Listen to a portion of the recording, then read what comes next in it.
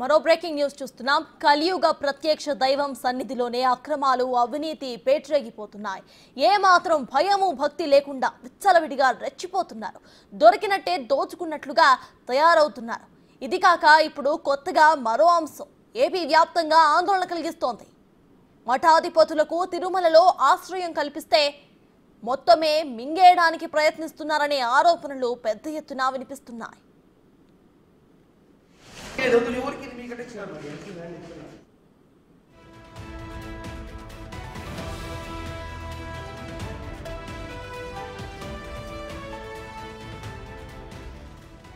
తిరుమలలో మఠాల పేరుతో కోట్ల రూపాయల స్కామ్ జరుగుతుందని వార్తలు ఇప్పుడు రాష్ట్రమంతటా కూడా గుప్పుమంటోంది.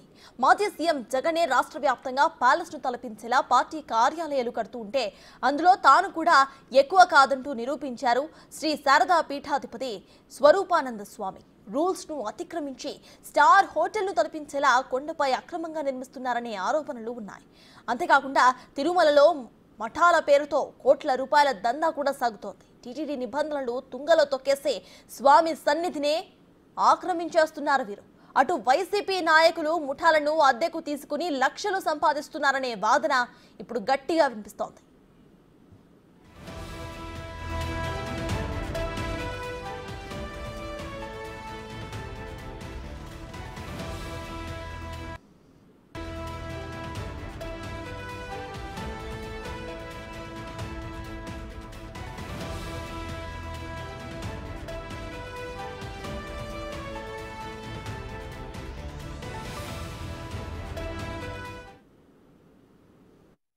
గత 5 సంవత్సరాల్లో తిరుమలను పూర్తిగా సర్వనాశనం చేసింది వైఎస్ఆర్ కాంగ్రెస్ పార్టీ వాళ్ళు.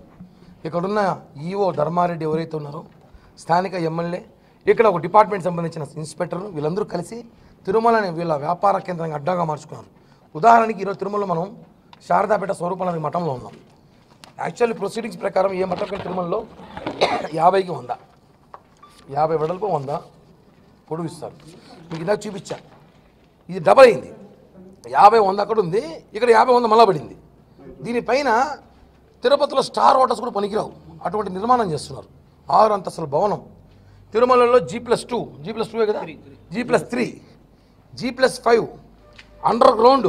ఇంకా స్థలం వదిలితే కిందకు పోతారు. కింద పోయని ఛాన్స్ లేదు, ఎందుకంటే ఇక్కడ వర్షం వస్తే నిండిపోయి వరద నీళ్ళు వచ్చేది, దాన్ని ఆపేసి రోడ్డు వేసుకున్నారు వీళ్ళు మఠానికి కావాలని.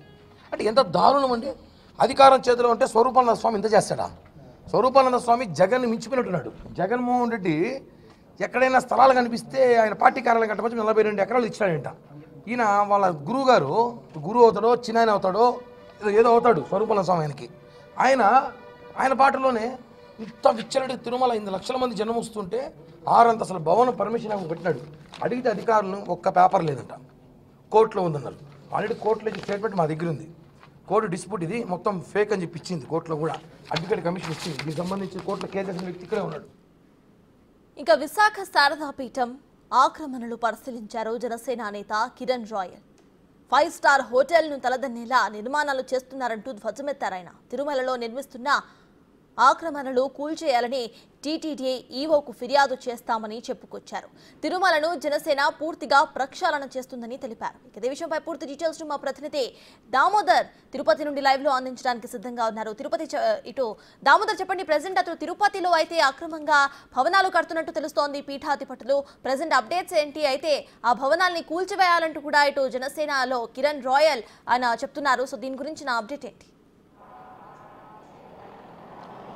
సర్సాజ్, తిరుమలలో ధార్మిక ప్రచారానికి ఏదైతే భక్తులు సుదూర ప్రాంతాల నుంచి వచ్చిన వారికి అన్నదానం కానీ ఇతర ధార్మిక కార్యక్రమాలు, గోవిందనామాన్ని ఉచ్చరించడానికి అప్పట్లో ఏదైతే పీఠాధిపతులకు కానీ సన్యాసులకు కానీ ఆశ్రమాలు ఏర్పాటు చేసుకోవడానికి స్థలాలు కేటాయించారో అందులో వారు ఆ కార్యక్రమాలు గతంలో నిర్వహించారు. కానీ గత కొంతకాలంగా అవి వ్యాపార సామ్రాజ్యాలుగా మారిపోయాయి. ప్రస్తుతం విశాఖ శారదా పీఠాధిపతి ఏదైతే ఉన్నాడో ఆయన పెద్ద ఎత్తున ఇక్కడ ఆక్రమణలకు పాల్పడుతున్నాడు. దీనిపైన ఏదైతే తీర్థాల క్షేత్ర కమిటీ అధ్యక్షుడు, వ్యవస్థాపకుడైన ఓంకార్ పోరాటం కూడా సాగిస్తున్నాడు. ప్రస్తుతం మనం చూడవచ్చు విశాఖ శ్రీ శారదాపీఠం తిరుమలలో ఉన్నాము. తిరుమలలోని గోగర్భం డ్యామ్ సమీపంలో ఈ విశాఖ శ్రీ శారదాపీఠం ఉంది. దీనికి ప్రభుత్వం ఏదైతే తిరుమలలో ఏ నిర్మాణం చేపట్టాలన్నా G+3 అంటే కింద నుంచి 3-4 అంతస్తులు మాత్రమే ఉండాలి. కానీ ఈయన 5 అంతస్తులు, ఏ బ్లాక్ అయితే 5 అంతస్తులు నిర్మించాడు, బి బ్లాక్ అయితే 6 అంతస్తులు. వెనక వైపు అయితే ఏకంగా కాలువను పూడ్చివేసి నిర్మాణాలు చేపట్టాడు. దాన్ని పార్కింగ్ పేరుతో ఆక్రమించుకోవాలని చూశాడు. అయితే మొత్తం నిర్మాణాలను పూడ్చివేసింది ముఖ్యంగా ఏదైతే టీటీడీ అధికారులే పూడ్చివేసి రోడ్డు వేయించారు. అక్కడ ఫైర్ ఇంజన్ కానీ అంబులెన్స్ గాడు తిరగడానికి ఏర్పాట్లు చేశారు. మిగతా ఇక్కడ మనం చూడవచ్చు ఏదైతే సత్రం ఈ మఠం ఎదురుగా ఉన్న ప్రాంతాన్ని చాలా నీట్గా శుభ్రం చేయించారు. ముఖ్యంగా సిమెంట్ పెల్లలతో కూడా నిర్మాణాన్ని చేయించారు. మిగతా మఠాలకు మాత్రం ఏమాత్రం పట్టించుకోలే. మనం మిగతా మఠాలకు సంబంధించి పార్కింగ్ ప్లేస్లో అస్తవ్యస్తంగా ఉన్నాయి, మట్టితోనే ఉన్నాయి. కానీ ఒక విశాఖ శారదా పీఠానికి మాత్రం అత్యంత ప్రాధాన్యత టీటీడీ ఇచ్చింది. టీటీడీ అడుగులకు మడుగులెత్తిందని చెప్పవచ్చు. ముఖ్యంగా ఏదైతే తెలంగాణ, ఆంధ్రప్రదేశ్ రాష్ట్రాలకు సంబంధించి తాను రాజగురువునని చెప్పుకొని ఈ ప్రభుత్వాలు రావడానికి తానే కారణమయ్యానని చెప్పుకున్న విశాఖ శారదా పీఠాధిపతి సచ్చిదానంద స్వరూప అక్రమాలకు అంతే లేదు. అటు ఏదైతే సహసిద్ధంగా పారే కాలువను సైతం పూడ్చివేశాడు. తన నిర్మాణాలకు ఎక్కడ సెట్ బ్యాక్ లేకుండా నిర్మాణాలు చేపట్టాడు. సెట్ బ్యాక్ ఎందుకు లేదని పక్కన వారు అడిగితే వారి మీద దాడులు చేయించాడు. మొత్తం పోలీసు వ్యవస్థను తన కంట్రోల్లో ఉంచుకొని పక్క మఠాలను కూడా బెదిరించిన పరిస్థితి. మనతో ఈ విషయాల గురించి మాట్లాడడానికి ఓంకార్ ఉన్నారు, ఆయన అడిగి తెలుసుకుందాం. ఈయన హైకోర్టులో ఈ అక్రమ నిర్మాణాలపైన ఫిల్ దాఖలు చేశాడు. చెప్పండి, అసలు ఇక్కడ ఎలాంటి అక్రమాలు జరుగుతున్నాయి, మీ పోరాటం ఎంతవరకు వచ్చింది? తిరుమల చరిత్రలో ఎప్పుడూ లేని విధంగా భూ కబ్జాలు, మళ్ళీ భూ కబ్జాలు చేయటమే కాకుండా గత వైఎస్ఆర్సీపీ ప్రభుత్వ హయాంలో వాటిల్ని రెగ్యులరైజ్ చేసుకున్నారు. చట్ట వ్యతిరేకంగా ఒక జీవోని తెప్పించి ఈయన విశాఖ శారదా పీఠాధిపతి ఏదైతే భూ కబ్జా చేశాడో తిరుమలలో 4,800 స్క్వేర్ ఫీట్ని రెగ్యులరైజ్ చేసుకున్నాడు. సరే, రెగ్యులరైజ్ చేసుకుని దాంట్లో ఏదైనా మంచి నిర్మాణాలు చేశాడంటే అది కూడా చేయలేదు. దాంట్లో అక్రమ నిర్మాణాలు చేశాడు. టీటీడీ వారు ఇతనికి G+3 కట్టుకోవయ్యా బ్లాక్ ఏ అనేసి చెప్తే 5 ఫ్లోర్స్ కట్టేసినాడు. ఈ 5 ఫ్లోర్స్ హైట్ వచ్చేసి 17 మీటర్లు ఉందన్నమాట. ఈ వెనక వైపు చూస్తే బ్లాక్ బి సైడ్ కూడా G+3 కట్టుకోండి, మళ్ళీ అదేవిధంగా స్టిల్ట్ పార్కింగ్ పెట్టుకోండి అని చెప్పినారు.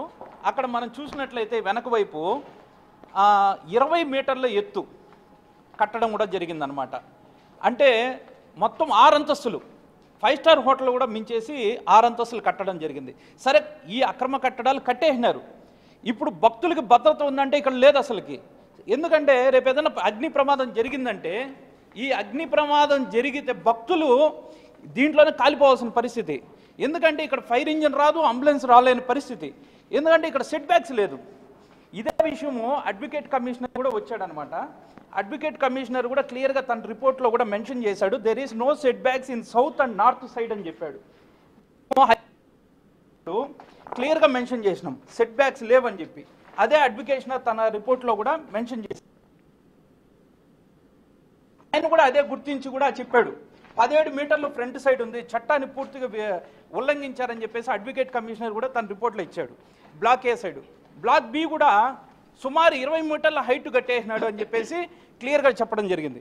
మరి బ్లాక్ బి వెనక వైపు మనం చూసినట్లయితే ఇక్కడ సహజ సిద్ధంగా ఏర్పడినటువంటి ఓటకాలవని మీరు చూస్తున్నారు. ఇక్కడ చూడొచ్చు, ఇది గోగర్భ డ్యాంలో వాటర్ ఓవర్ఫ్లో అయితే ఇక్కడ ఓట ప్రవహించి ఇక్కడ సహజ సిద్ధంగా 100 సంవత్సరాల కాలం నుంచి ఈ ఓటకాలం ప్రవహిస్తుంటే ఈ ఓటకాలను కూడా పూర్తి చేసినారు. మీరు విజువల్స్ కూడా మీరు అన్ని క్లియర్గా చూడొచ్చు. ఈ ఓటకాలను పూర్తి చేసి రోడ్డు వేశారు. తిరుమల చరిత్రలో ఒక స్వామీజీ కోసం తన అక్రమ నిర్మాణాలను కాపాడేదాని కోసం టీటీడీ ఈవో ధర్మారెడ్డి భక్తుల సొమ్ముతో ఒక రోడ్డు వేసేసినాడు అనమాట. ఇది చాలా దారుణమైనటువంటి సంఘటన. ఇక్కడ మనం చూడొచ్చు అనమాట. ఈ రోడ్డు కూడా కాలువ, అటు పక్కన ఉండేది కాలువ, ఆ కాలువను కూడా పూర్తిగా పూర్తి చేసినారు. క్లియర్గా పూర్తి చేసి ఒక రోడ్డు వేసి ఇక్కడికి ఫైర్ ఇంజిన్ తెప్పించి ట్రైల్ చేసినారు. ఫైర్ ఇంజిన్ కూడా ఎవరిది? ప్రభుత్వ సొమ్ము, అంటే ప్రజల సొమ్ముని తీసుకొని వచ్చి ఇక్కడికి ఫైర్ ఇంజిన్ 4 సార్లు వచ్చింది. మళ్ళీ అంబులెన్సులను తీసుకొని వచ్చినారు. పాపం ఈయన చేసిన అక్రమాలకి ఎవరెవరో శ్రమ పడినారు, వాళ్ళందరూ వచ్చి తిట్టుకోవడమే.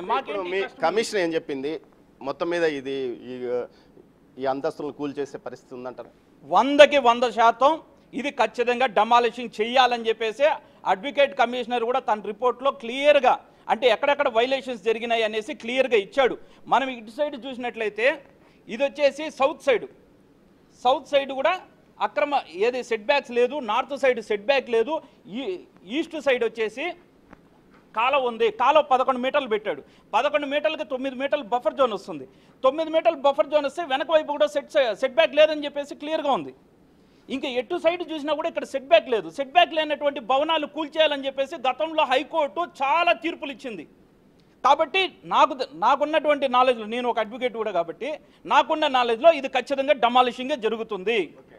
మొత్తం మీద ఏదైతే ఓంకార్ చెప్తున్న దాని ప్రకారం ఈ కాలువను ఆయన ఏదైతే ఇది కాలువ ఊట కాలువ నుంటే ఏదైతే స్వరూపానంద కోసం టీటీడీ ఉన్నతాధికారులు అత్యుత్సాహంతో దాన్ని పూడ్చివేసి ఏకంగా రోడ్డును వేసిన పరిస్థితి. అదేవిధంగా బి బ్లాక్ మనం ప్రస్తుతం నిల్చున్న దానిపైన ఉన్న 6 అంతస్తుల నిర్మాణం చేపట్టారు. ఇది పార్కింగ్ కోసం తీసుకున్న స్థలంలో 6 అంతస్తుల నిర్మాణం చేయడమే చాలా తప్పు. ఈ విధంగా అనేక చోట్ల అనేక విధాలుగా ఉల్లంఘనలను నిబంధనలు యథేచ్ఛగా ఉల్లంఘించినప్పటికీ ఇప్పటి వరకు టీటీడీ అధికారులు కానీ అటు ప్రభుత్వం కానీ ఎలాంటి చర్యలు తీసుకోలేదు. ఇప్పుడు వచ్చిన ప్రభుత్వం అయినా చర్యలు తీసుకొని వీటి మీద డిమాలిష్ చేయాలని స్థానికులు కోరుకుంటున్న పరిస్థితి. Right, thank you Damodar.